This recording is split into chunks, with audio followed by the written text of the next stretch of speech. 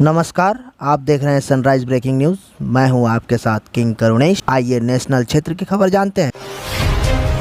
किसानों को solar panel पर 90% की सब्सिडी। जी हां, उत्तर प्रदेश सरकार ने हाल ही में राज्य के नागरिकों के लिए रूफटॉप सोलर पैनल सब्सिडी योजना शुरू की है। इस योजना को शुरू करने का उद्देश्य हरित ऊर्जा को बढ़ावा देना और गरीब लोगों से बिजली बिल के अतिरिक्त बोझ को कम करना है। अगर आप अपने घरों में रूफटॉप सोलर पैनल लगाने के इच्छुक हैं तो आप इसके लिए आसानी से ऑनलाइन आवेदन कर सकते हैं। इसके लिए सरकार द्वारा 90% की सब्सिडी दी जा रही है।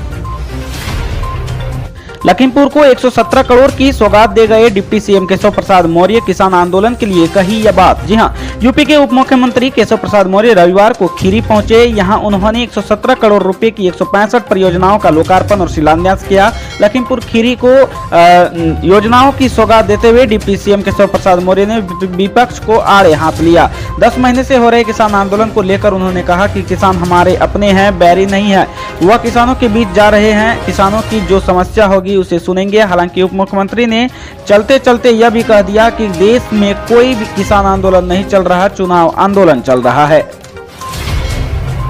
फर्जीवाड़ा रोकने के लिए सरकार का बड़ा कदम। अब ऐसा करने वालों को नहीं मिलेगी छात्रवृत्ति। जी हां, उत्तर प्रदेश सरकार से स्कॉलरशिप लेने वाले 55 लाख छात्रों के लिए जरूरी खबर है। स्कॉलरशिप के नाम पर फर्जीवाड़ा न होने पाए, इसलिए प्रदेश की योगी सरकार ने बड़ा कदम उठाया है। जहां गरीब छात्र छात्राओं को छात्रवृत्ति देने के लिए नियमों को शिथिल किया है, वहीं इसमें फर्जीवाड़ा रोकने के लिए कई ठोस कदम उठाए गए हैं। मीडिया रिपोर्ट्स की माने तो समाज कल्याण विभाग एनआईसी के माध्यम से ऐसा सॉफ्टवेयर विकसित कर रहा है जिसमें प्रमाण पत्रों का लाइव मिलान हो सकेगा। यदि प्रमाण पत्र फर्जी है तो उसका नंबर फीड करके ऑनलाइन आवेदन पत्र जमा ही नहीं होगा। इसके अलावा आय और जाति प्रमाण पत्र फर्जी हुआ तो ऑनलाइन आवेदन पत्र भी नहीं भरा जा सकेगा। इसके अलावा समाज कल्याण विभाग ने अनुसूचित जाति, अनुसूचित जनजाति छात्र छात्राओं की छात्रवृत्ति के लिए संशोधित नियमावली जारी कर दी है।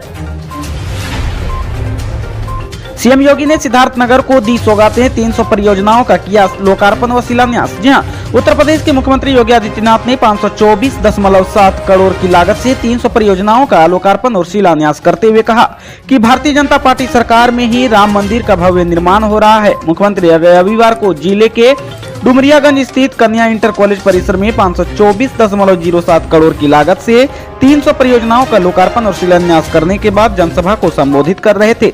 इस मौके पर श्री योगी ने कहा कि भाजपा सरकार में ही राम मंदिर का भव्य निर्माण हो रहा है और अगर प्रदेश में भाजपा की सरकार न होती तो अयोध्या में भगवान श्री राम के मंदिर का निर्माण शुरू नहीं हो पाता।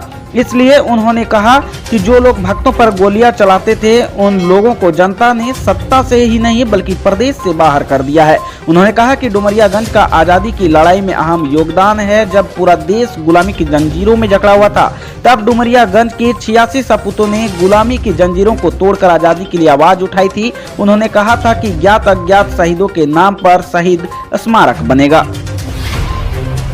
एक और पार्टी यूपी चुनाव में करेगी अखिलेश यादव का समर्थन। जी हां, समाजवादी पार्टी के राष्ट्रीय अध्यक्ष अखिलेश यादव से वेलफेयर पार्टी ऑफ इंडिया के राष्ट्रीय अध्यक्ष डॉक्टर QR इलियास ने अपने संगठन के अन्य पदाधिकारियों से साथ भेंट की। इस दौरान दोनों के बीच सन 2022 के चुनावों की रणनीति पर परस्पर चर्चा हुई। वेलफेयर पार्टी ऑफ इंडिया चुनावों में समाजवादी पार्टी के पक्ष में प्रचार करेगी और बहुमत में जीत के साथ अखिलेश को मुख्यमंत्री बनाने में जुटेगी। वेलफेयर पार्टी ऑफ इंडिया के राष्ट्रीय अध्यक्ष के साथ ए सुब्रमण्यम भी थे।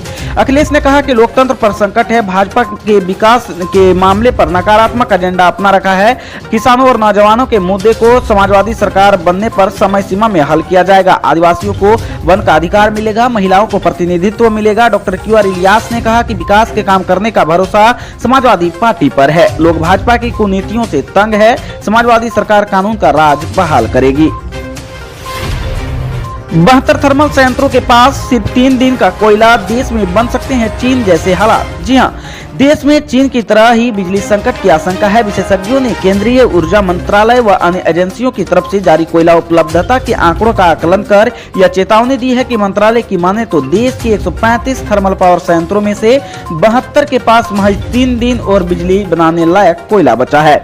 ये संयंत्र कुल खपत का 66.35% बिजली उत्पादन करते हैं। इस लिहाज से देखें तो 72 संयंत्र बंद होने पर कुल खपत में 33% बिजली की कमी हो सकती है। सरकार के अनुसार कोरोना के पहले अगस्त सितंबर 2019 2019 में देश में रोजाना 10,660 करोड़ यूनिट बिजली की खपत थी, जो अगस्त सितंबर 2021 में बढ़कर 12,420 करोड़ यूनिट हो चुकी है।